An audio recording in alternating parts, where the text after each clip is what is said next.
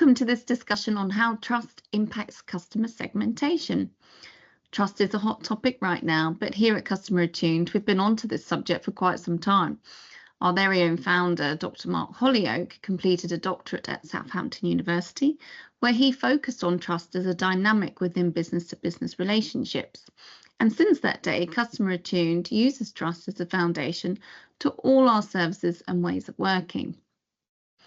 In Dr. Mark's series of videos on the S-curve of trust, he explains the different stages of trust that a business relationship can move through and expresses the importance of protecting relationships from breaking down. I highly recommend you watch those videos, and I'll include the links after this video. In this series of videos, we will look at the application of the S-curve of trust on key business areas. And I'm here today with Paul Cranston, who specialises in customer strategy and is passionate about Dr. Mark's theory on trust. And he will share with us how he incorporates trust into customer segmentation. Welcome, Paul. When we consider customer segmentation, how does trust play a part in the process? Thanks, Ellie. That's a good question. Dr. Mark's research shows us that the more trust that there is in a relationship, the greater the opportunity for mutual value.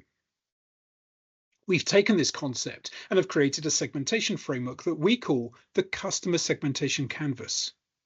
One of the dimensions of the canvas looks at the relationship and the level of trust. When you segment customers in this way, you are able to identify the customers who are both willing and able to grow mutual value. Thanks, Paul. And can you explain to our audience what you mean by mutual value? Of course, quite obviously, to be effective, a B2B relationship has to bring benefits to both parties, otherwise it's not sustainable. Now, often organizations will look at customer value through the lens of revenue or profitability. And I recognize these are important, but they are a one-sided view of the relationship and limited in scope. There are non-financial value to be had from an effective B2B relationship. So think about a situation where you've got a customer testimonial. Now, used in a sales pitch, a really powerful customer testimonial may not be revenue, but it can influence future revenue. And for a customer, you think about, yes, they want to generate a return on their investment, but the relationship in an effective environment will give them additional value. And what could that value be? Well, for example, where it is that the customer and the supplier have got a really strong trusting relationship, they can co-create new product development, which may result in a product that becomes a market-defining product.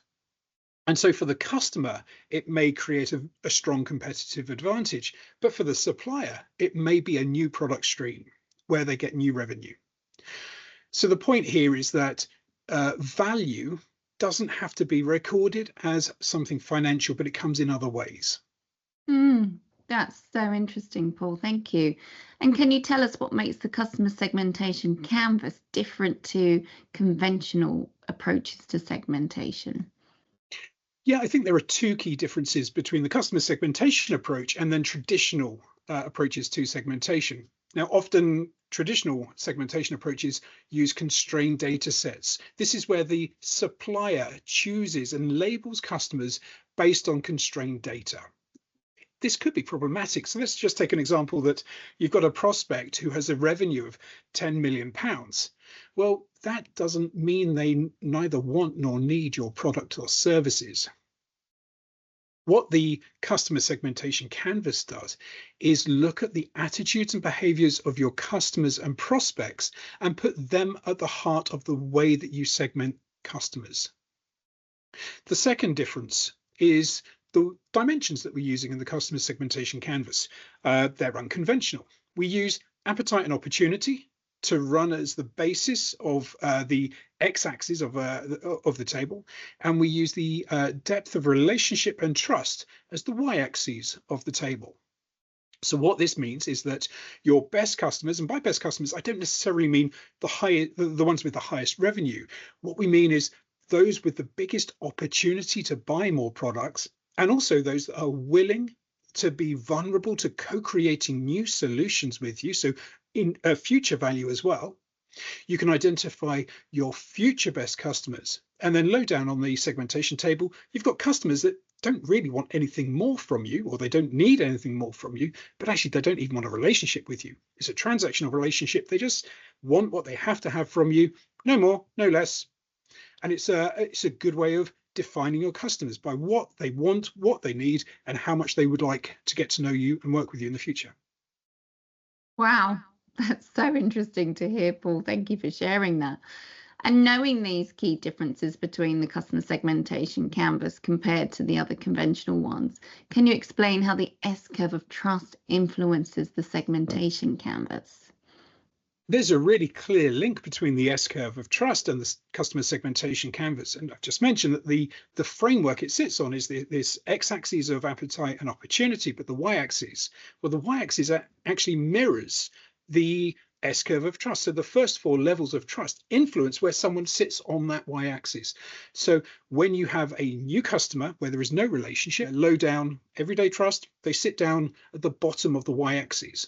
And your teams work the relationship over time. And if the customer chooses to, that relationship develops and it grows, and the strength of trust is greater, and that creates the opportunity to do more with your customer. So what this ends up with is a blueprint for your customer strategy. Your key account managers, your sales teams can use the framework of the customer segmentation canvas to say, great, these are our best customers. Let's use them, let's maintain them, and let's grow value together with them. These are our future best customers.